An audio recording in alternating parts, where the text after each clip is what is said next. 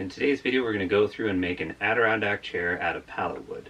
Now I've been looking at this for a little while now, and I've kind of come up with a little bit of my own concept or a change up of the normal as seen around. I've gone through and already milled up all of my lumber, so that way we're able to just jump right into the process of making it. If you don't know what I do to get to this point, I'll link in the description down below a disassemble video, and there are a few other videos we'll link at the very end of the video at the end screen. That'll also give you kind of my preliminary startup in the beginning of those videos on what my process is to get to basically this point. So without further ado, let's hop into making some good old pallet wood Adirondack chairs.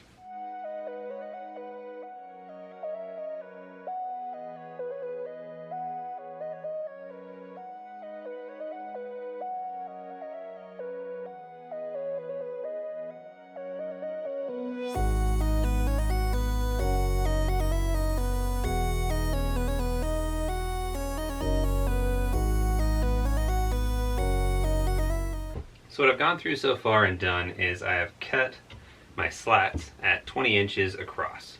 So I figured that would give you that little bit more of what Adirondack chairs have, which is like a wider accompanying of yourself, rather than any normal kind of lawn chairs, kind of the narrow feel. That's the thing I like about Adirondack chairs. You have a little bit of room to move around in them. So that's what our slat or distance is going to be for the center pieces. And I cut 6 of them, because the front plate is actually going to be angled, and go onto that miter you saw me cut right here, which seems to be about 15 degrees for how much of the angle I have up that I'm going to be going with. To the base of this tip right here is going to be 15 inches down. It's going to be how I'm going to kind of dimension that. And then I'm going to assemble this part first. I did a little 45 cut on the top there as well for the back, so that way it's just kind of more aesthetically pleasing.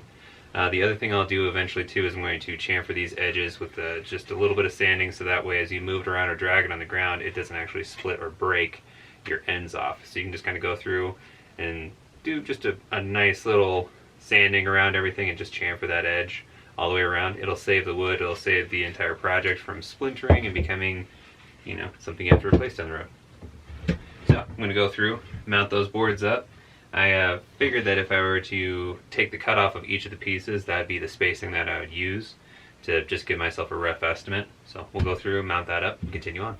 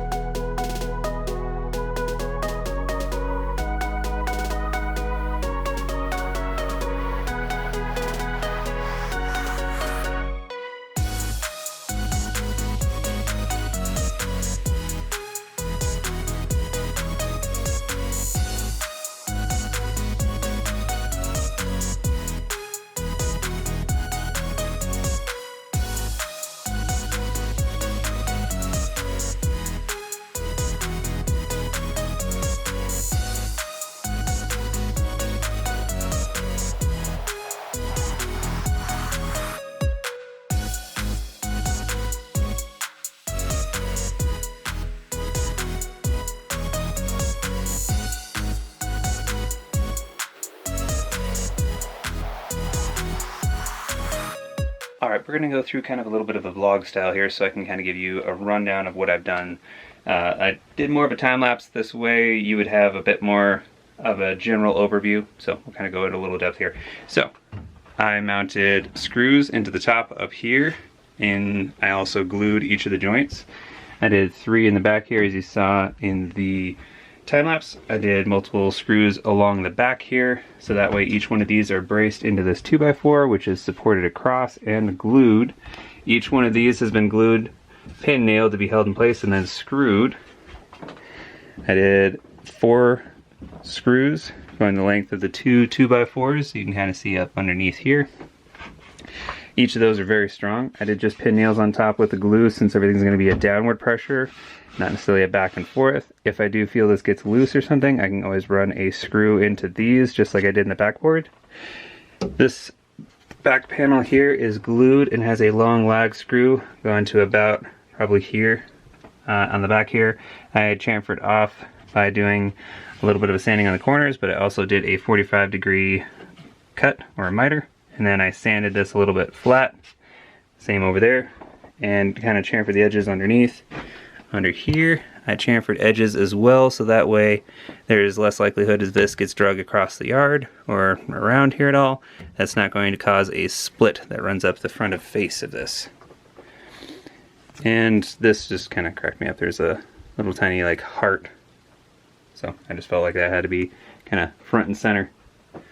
So yeah, there's a few little joints I can probably run through and hit here in a few, but otherwise I kind of just sanded around each one of these corners. Something that you'd brush against, you wouldn't want to have splinters go into your arms, your armpit, or your sides, depending on what type of shirt or top you have on. And then as for the top, these two match each other, and then this one and this one match each other, and then your center just is a little bit longer. Doesn't necessarily matter about dimension, as long as it visually looks kind of a little bit of that setup. So yeah, that is how she is. So there you have it. Hopefully you enjoyed it. I definitely am right now. Works out quite nicely. So thank you all so much for watching. If you haven't already, please leave a like if you like the video. Make sure to hit that subscription button. Every subscription counts. We're getting closer and closer to 1,000 every day. Make sure to hit that notification bell, and thank you very much. Have yourself a good evening.